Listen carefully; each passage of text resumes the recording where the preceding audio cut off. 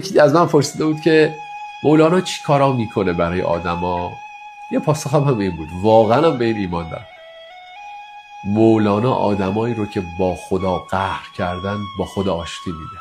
یه روایتی مولانا از خدا داره که محاله کسی این روایت رو بشنوه و عاشق این خدایی که مولانا روایت میکنه نشه. واقعا باب آشتی با خداست. 2 بیت داره، ببینید چی داره میگه.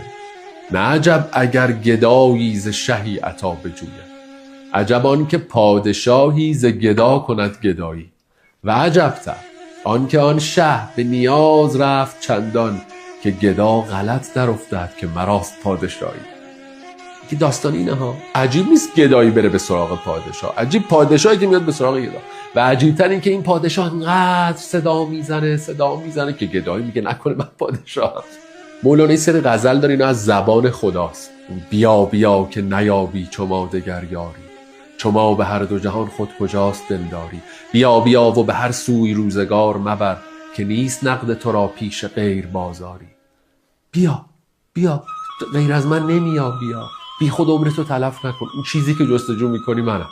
نزدیک تو هم مرا مبین دور، پهلوی منی مباش مهجور. و من نزدیک تو، بی من اگرت امیر سازند باشی بدتر از 1000 مأمور.